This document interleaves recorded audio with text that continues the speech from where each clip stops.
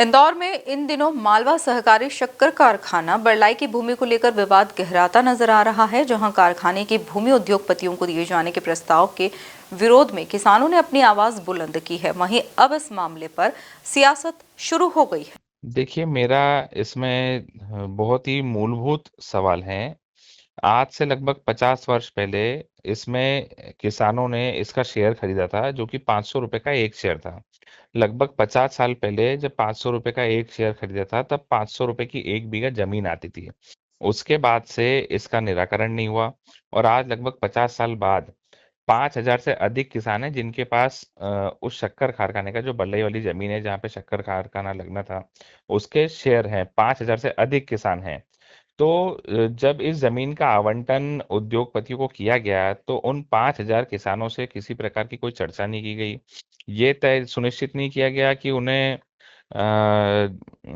उसके एवज में जमीन दी जाएगी या उन्हें मुआवजा दिया जाएगा। सीधे जमीन का आवंटन कर दिया गया। जमीन का आवंटन तक के तो ठीक है। उसके बाद वहां पर विकास कार्य भी शुरू कर दिया गया। उद्योगपतियों ने निर्माण वहां पर प्रारंभ कर दिया। उसके बाद जब नामांतरण की प्रक्रिया प्रारंभ हुई, तो नामांतरण में 600 से अधिक किसानों ने स्वयं एसडीएम कार्यालय पहुंचकर नामांतरण पर आपत्ति दर्ज कराई। 600 से अधिक किसान जब खुद वहां पर पहुंचे हैं आपत्ति दर्ज कराने के लिए, उसके बाद भी वहां पर बल्लई वाली जो जमीन है, वहां पर विकास कार्य रोका नहीं गया और अभी तक के विकास कार्य चल रहा है। हमारा सवाल सीधा सीधा है कि प्रशासन की ऐसी क्या मजबूरी है कि जब 600 से अधिक लोगों ने एक जमीन के नामांतरण पर आपत्ति दर्ज कराई है, उसके बाद भी वहां पर विकास कार्य चल रहा है। कांग्रेस पार्टी का बहुत सीधा सीधा आरोप है। इसमें भारतीय जनता पार्टी के बड़े नेता और प्रशासनिक अधिकारियों के साठ गांठ से इस जमीन को खाने का, इस जमीन को कैसे भी करके उस पर कब्जा कर लिया जाए, ये प्रयास किया जा रहा है। जैसा कि सब जानते हैं, लगभग 200 बीघा के ऊपर ये जमीन है, यानी कि हजारों करोड़ की जमीन है। ऐसी बेशकीमती जमीन पर बिना प्रक्रिया फॉलो किए निर्माण कार्य किया जा रहा है।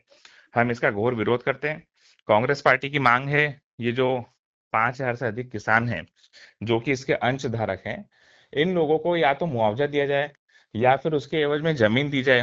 और सबसे पहली बात तो ये है कि जिला प्रशासन स्पष्ट करे, इन किसानों को से बैठ के चर्चा करें और उन्हें बताएं कि शासन और मध्य प्रदेश शासन और इंदौर का जिला प्रशासन किसानों को इसके एवज में मुआवजा देने वाला है या जमीन देने वाला है। और जब तक इस विषय का निराकरण ना हो, तब तक के वहां पर कोई भी विकास कार्य ना किए जाए। जिस तरीके से ये बरलाई शुगर मिल, मालवा सहकारी कारखाना, शक्कर मिल की जो जमीन का मामला चल रहा है, इसको लेकर अभी भारतीय जनता पार्टी का एक प्रतिनिधित्व मंडल, हम डीएम से भी मिले, जिलाधीश से, उसके बाद हमारी माननीय मुख्यमंत्री जी से भी फोन पे चर्चा हुई। इसमें लगभग 8,000 से अधिक जो किसान हैं, जिनके 1,000 रुपए के अंश जो धारक है, जिनके अंश लिए थे, उनके अंश पूंजी से ये वाली जमीन उस समय खरीदी थी और उस पर शक्कर मिल बना था। तो किसानों को जो बात थी, किसानों ने अपनी बात बताई, हमने उस बात को माननीय मुख्यमंत्री जी के भी नॉलेज में डाली है। मुख्यमंत्री जी ने आश्वासन भी दिया है कि इसमें जल्द ही कुछ निर्णय करके किसानों का अहित नहीं होने देंगे। इस बात का पूरा भरोसा, ये भारतीय जनता पार्टी की सरकार है। डॉक्टर मोहन यादव जी किसानों के नेता ही हैं, संवेदनशील किसानों के प्रति रहते हैं। तो किसी प्रकार से भी किसानों का अहित ना हो, इसको लेकर भारतीय जनता पार्टी परसों के दिन पूरे डॉक्यूमेंट लेकर हमने कलेक्टर कार्यालय में कलेक्टर से भेंट भी करी और जहाँ जहाँ पर भी हमारी पार्टी फोरम पर भी बात करना थी सरकार के प्रतिनिधि, तो माननीय हमारे सभी जनप्रतिनिधिगण से भी इस विषय में चर्चा करी। सभी ने यही बोला कि क्योंकि इसमें इंदौर जिले के अलावा कुछ किसान देवास जिले के भी हैं, कुछ उज्जैन जिले का जो नरवल झाला क्षेत्र है वहां के भी किसान, ऐसे 8,000 से अधिक अंशधारक किसान हैं। और ये जो जमीन जिस तरीके से एमपीआईडीसी को हस्तांतरित हुई है, उसको लेकर चर्चा करी है और पूरी तरीके से आश्वस्त किया कि किसानों का नुकसान नहीं हो। किसानों की जो मांग है, उस मांग को लेकर सरकार आगे का कोई कदम उठाएगी।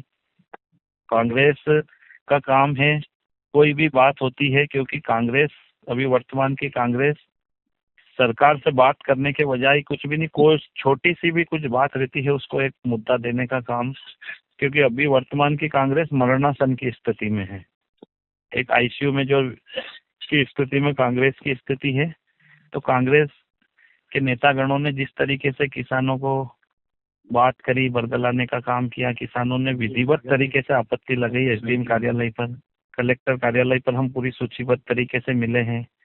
तो किसान कांग्रेस की किसी कोई बात में बरगलाने में नहीं आएंगे, और किसानों के साथ किसी प्रकार का अन्याय भी नहीं होगा। माननीय मुख्यमंत्री जी से चर्चा हुई है, मुख्यमंत्री जी ने पूरी तरीके से आश्वस्त किया है कि जो भी आगे की कार्रवाई होगी, हम सबको भरोसे में लेकर ही आगे की कार्रवाई करें।